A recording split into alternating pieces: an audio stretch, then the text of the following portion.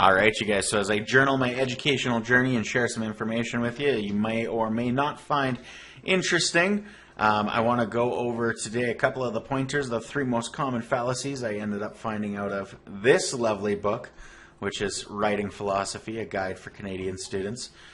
Basically, it's a guide for arguing better. I will include a link to the book in the comment section down below. But by all means, you guys, please go ahead, pick up this book. It's a little bit dry, but it's so good. This is Matthew with Disarm Harm, and I'm going to be going over the 3 most common fallacies to look for in bad arguments. What are fallacies? Well, they're common, but they are bad arguments. They're nothing more than deceptions that are simply apt to mislead you. And I want to kind of clear the air on some of this misleading nature so that you can start identifying these arguments within your arguments, my arguments, other people's arguments, and gently point them out to other people and construct better arguments. Again, fallacies are super common, so don't beat yourself up if you have used or used them, and don't condemn someone who is using them in their arguments. Definitely point them out to attack their argument. But don't attack people. Attacking people is another fallacy. The 3 most common fallacies are the straw man fallacy, the ad hominem fallacy, and the appeal to popularity. And you're going to see these primarily in politics, social media, and the appeal to popularity fallacy is very commonly used in advertising.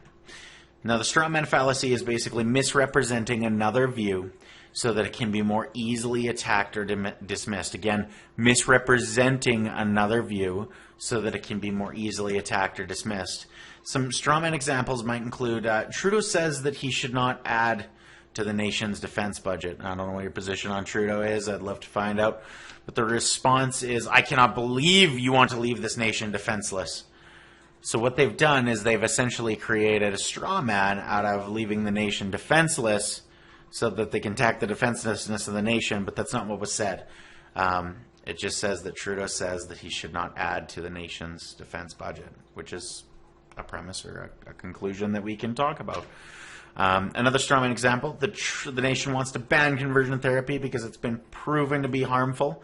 The response, I can't believe the nation wants to trample on my free speech by banning conversion therapy. Well, I mean, if conversion therapy has absolutely nothing to do with you as an individual, I could argue that they aren't trampling on anything. Does it impact you personally? No. Then they aren't trampling on anything. The nation wants to ban conversion therapy because it's been proven to be harmful is a good conclusion and something that you can argue. You can argue about the proofs. You can argue about defining what harm is. You can argue about defining what conversion therapy is. You can argue about defining the word nation and what that actually means in terms of your theological or your civil contexts. You can argue about these conclusions, but you have to pay attention to the conclusion instead of just jumping right to the emotional gun and creating your own argument. Then there's the ad hominem fallacy. An ad hominem fallacy is attacking the person, not the argument. It's otherwise known as the appeal to person fallacy. So if, for example, if I say I'm currently teaching you about the fallacies I've learned about, here they are.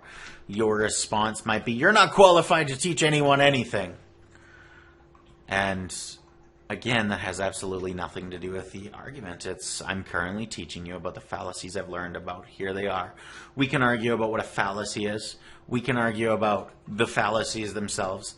We can argue about what teaching actually means. But don't attack people. Don't do that. That's not nice.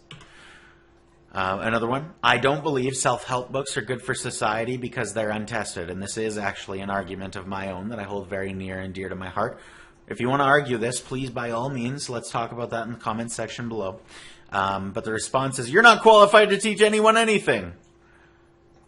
Well, under what premise do I believe that self-help books aren't good for society because they're untested? What does it mean that they're tested? Let's define self-help books. What are some ways that we can improve, assuming I accept the conclusion I've come up with? what are some ways that as a society we can improve the nature of the welfare of self-help books? These are all really good arguments to have. You're not qualified to teach anyone anything. That's just an attitude. That's just your emotions and your ego and your irregulation getting in the way, your misinformation getting in the way from having a decent conversation. And then another ad hominem example is and this is something that I argue for as well. I'm happy to argue with you guys about this. I'm looking for a good argument. I believe Christianity is the pinnacle of human moral axiology. Axiology is the philosophical study of morality, but I believe that Christianity is the pinnacle of human moral axiology. A response I've gotten on a couple of my video responses here is, you can't trust anything you say about other religions anyways, you're a Christian. Well, just because I'm a Christian doesn't mean I can't make good arguments. I mean, Kant ended up saying that the only Christian there ever actually was in history ended up dying on a cross, but even he didn't call himself a Christian, he was a Jew. So, really, we could argue about that. What is Christianity? What is axiology? What is human morality? Is morality relative? Is morality absolute?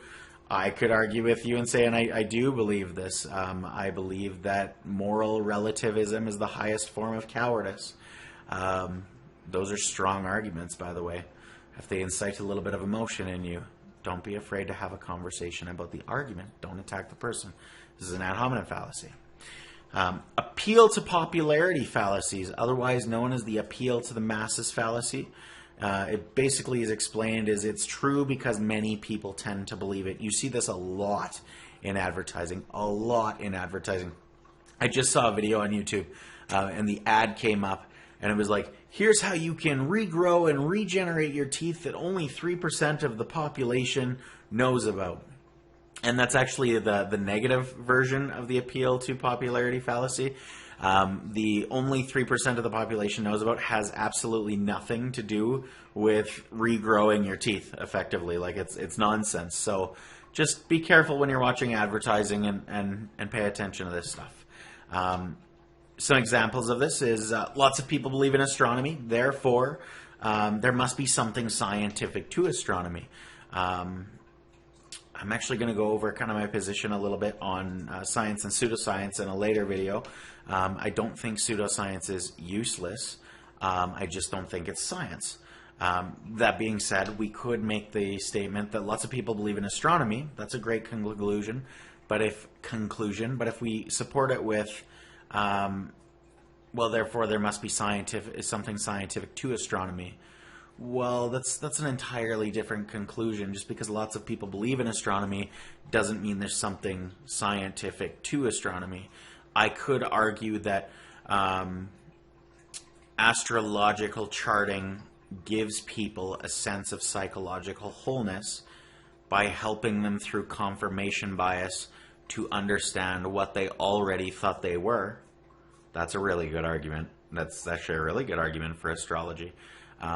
A really good argument counter to astrology is I believe that astrology is a pseudoscience. Sciences, my premise is, sciences are quantifiable, measurable, observable things that we can take into account when we are looking at the known universe and the world around us, and something that we can physically test and measure. We cannot test and measure astrology. Therefore, astrology is pseudoscientific. This is another really good argument. None of them are actually attacks on astrologers or morons. They aren't. I know one. She's seriously, latently the most wise human being I've ever met because I pay attention to how she communicates. More importantly, I pay attention to what she doesn't communicate, and that's really cool to see. But just because somebody practices astrology doesn't mean they're an idiot. Just because somebody claims themselves a Christian doesn't mean they're an idiot. I'm a bit of an oxymoron. I am a theist, which means that I believe in God, and I am pursuing a scientific education. It's not something a lot of people, see. Appeal to popularity fallacies, so there must be life after death. Everyone believes that. Well, everyone believes that. What? It makes no sense. 70% of people believe that tax cuts are good for the economy. So don't tell me taxes are good for the economy. Okay, well, 70% of people believe that tax cuts are good for the economy. The end. The supporting fallacy of, so don't tell me taxes are good for the economy. No, you could say, I don't believe tax cuts are good for the economy. That's one really good way of countering this argument. Again, you can discuss the tax cuts. You could discuss the statistical measures with which they ended up getting those numbers.